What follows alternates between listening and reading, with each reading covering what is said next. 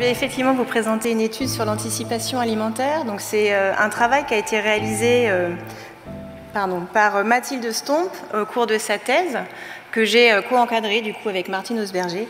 Et donc c'est une thèse qui portait sur l'identification d'indicateurs d'émotions positives chez le cheval, qui reste un enjeu assez majeur à l'heure actuelle en éthologie appliquée.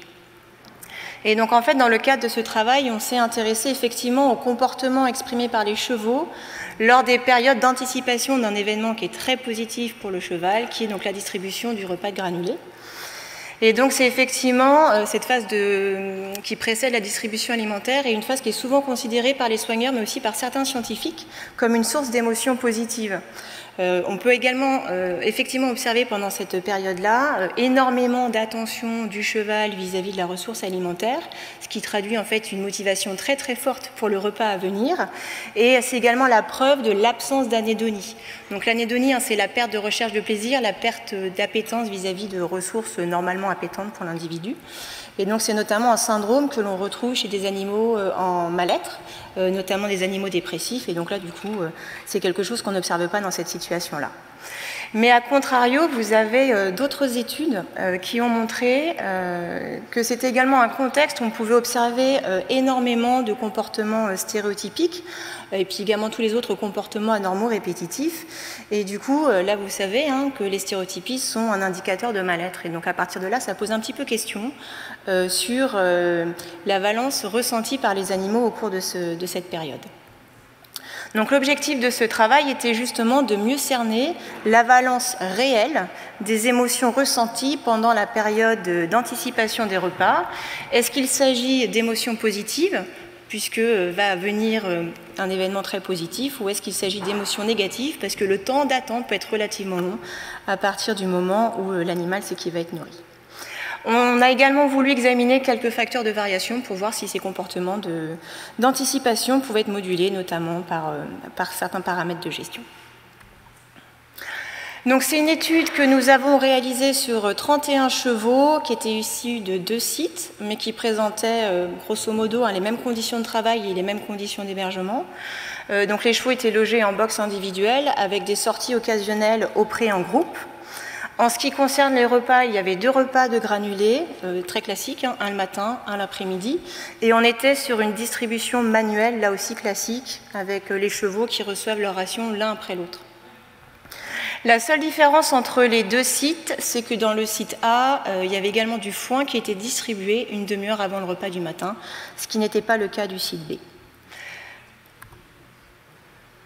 Donc au niveau des observations, forcément on s'est concentré sur le comportement des chevaux qui était exprimé pendant ces périodes d'anticipation, donc qui allait du moment où le soigneur arrivait avec sa brouette, c'était le signal déclencheur, jusqu'à la distribution du repas. Et on a également observé les comportements des chevaux hors contexte d'anticipation, où là, en fait, on a choisi 6 sessions de 10 minutes réparties aléatoirement dans la journée. Donc là, l'idée était d'avoir un point de référence pour voir justement les modifications comportementales qui étaient engendrées pendant la période d'anticipation des repas. Au niveau de la période d'anticipation, on a également réalisé des analyses un peu plus fines en séparant cette période en 2 sous-périodes. Une première période qu'on a appelée le post-signal, donc c'était les 30 secondes qui suivaient l'apparition du signal, donc le petit soigneur avec sa brouette. Et une deuxième période qu'on a appelée pré-repas, donc c'était les 30 secondes qui précédaient la distribution du repas. Et donc là, du coup, ce moment-là n'était pas équivalent pour l'ensemble des chevaux, vu qu'on était sur une distribution box après box. Donc si on commence à regarder un petit peu les résultats, et notamment donc, à s'intéresser au budget temps, en contexte d'anticipation et hors contexte d'anticipation, vous retrouvez la représentation assez classique. Sans rentrer trop dans le détail, vous voyez déjà qu'il y a énormément de différences entre le contexte d'anticipation qui est à droite et celui hors anticipation qui est à gauche. Et donc, ce qui va être particulièrement caractéristique du contexte d'anticipation, c'est qu'on va avoir énormément de comportements d'observation du cheval vers son environnement, donc essentiellement le corridor, les voisins. On va avoir également une attention fixe, donc ça veut dire que c'est des regards très très longs, dirigés vers un seul élément de l'environnement, et là en l'occurrence c'est la brouette ou le soigneur. On a eu également une augmentation de la locomotion, Et puis tout un tas d'autres comportements qui sont dans la rubrique autres, donc c'est ce qui est en orange, où là c'est des comportements qui sont normalement très rarement exprimés, et vous voyez que là ils prennent une part très prépondérante du budget temps de l'animal. Et donc ça pouvait être par exemple des mouvements de tête latéraux, horizontaux, des menaces dirigées vers le voisin, des menaces à vide, ça pouvait être également des postures dépressives qu'on a pu retrouver dans ce contexte-là. Donc on a quand même des grandes différences en termes de budget temps au cours de la phase d'anticipation. Si maintenant on se concentre un peu plus sur les comportements stéréotypiques, ce qu'on a regardé, c'est le nombre de stéréotypies exprimées sur un temps donné. Et donc là aussi, vous pouvez voir qu'en contexte d'anticipation, on a une augmentation très très significative des comportements stéréotypiques par rapport à un contexte hors anticipation. Et donc vous voyez notamment sur les petites vidéos défiler des stéréotypies très classiquement observées en pré-repas. Donc énormément par exemple de stéréotypies orales avec des mouvements de lèvres qui sont répétitifs, tic à l'ours par exemple. Ensuite, comme je vous le disais, on a voulu voir comment évoluer ces comportements d'anticipation en phase avant la distribution alimentaire, et notamment on voulait savoir ce qui se passait donc, juste après l'apparition du signal, mais qu'est-ce qui se passe lorsque ça commence à être long avant d'avoir le repas. Donc vous pouvez voir ici notamment qu'une fois que le cheval a attendu un certain temps après l'émission du signal, donc ce qui est représenté en gris clair, on a énormément plus d'agitation par rapport à ce qu'il exprimait juste avant l'arrivée du signal. Juste après, pardon, l'arrivée du signal. Donc beaucoup plus d'agitation, donc ça va être des mouvements encore une fois de tête, latéraux, grattage du sol, fouillement de la queue, beaucoup plus aussi de comportements où il va avancer, reculer au niveau de la porte. On a observé également énormément de niqueurs. Donc le niqueur, pour rappel, c'est ce que vous avez entendu dans la vidéo d'Hugo. Lorsque le cheval était lâché et qu'il allait s'orienter vers la ressource alimentaire, vous l'avez entendu une fois en 10 secondes. Là, on l'entend beaucoup, ce qui traduit sans doute une certaine impatience dirigée vers le soigneur qui n'arrive pas. On observe également une augmentation de la tension fixe. Et enfin, vous pouvez voir qu'on a encore une fois une augmentation des comportements stéréotypiques, vraiment à la fin, lorsque le cheval finit par attendre assez longtemps. Et donc ça nous laisse penser, bien évidemment, que ce temps d'attente entre l'apparition du signal et le moment où le cheval reçoit sa nourriture est une source de frustration assez importante. Juste pour vous montrer en image, donc si j'y arrive, parce qu'effectivement, avec la souris, ce n'est pas simple. Je vais y arriver, Marion, t'inquiète. Hop, j'y vais. C'est en accéléré, je n'arrive pas à la désaccélérer, mais c'est pour que vous voyez en fait tous les comportements d'agitation, les mouvements de tête latéraux. Vous aviez un cheval à gauche qui faisait du... Ah bon? Pardon. Bon, bah là, je te laisse faire. Là.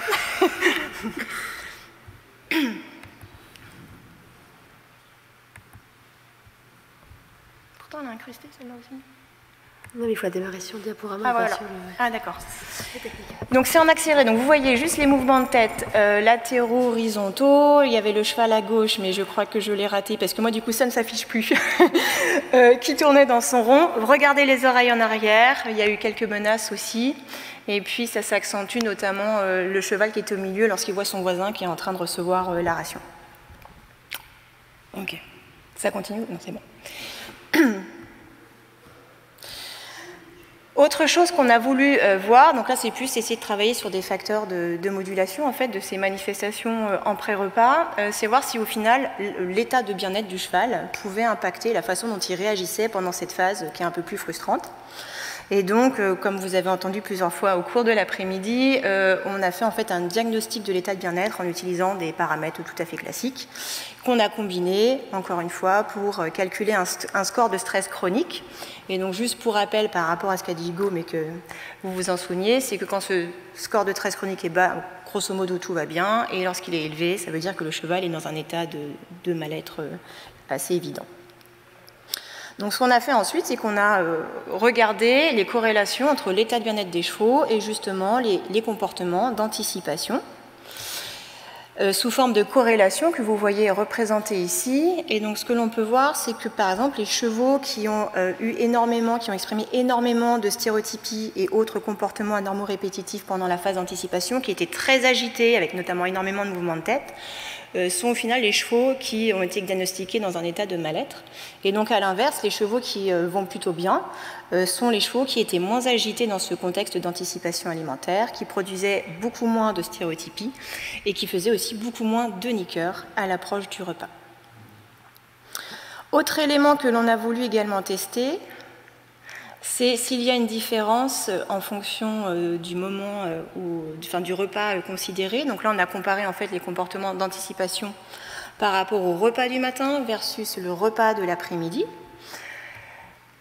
Donc, ce que l'on peut constater, c'est que lors du repas de l'après-midi, donc qui est en bleu, ce qu'on a pu voir, c'est qu'il y avait 2 fois plus de comportements négativement connotés par rapport au pré-repas du matin, avec notamment, encore une fois, beaucoup d'agitation, de locomotion, beaucoup de niqueurs, beaucoup d'attention fixe vers la ressource alimentaire et également beaucoup plus de stéréotypies en période d'anticipation pour le repas de l'après-midi par rapport à celui du matin.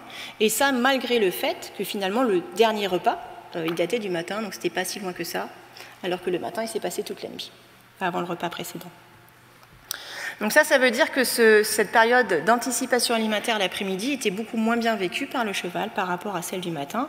Et donc il y a différentes hypothèses à ça, ça peut être lié au rythme circadien.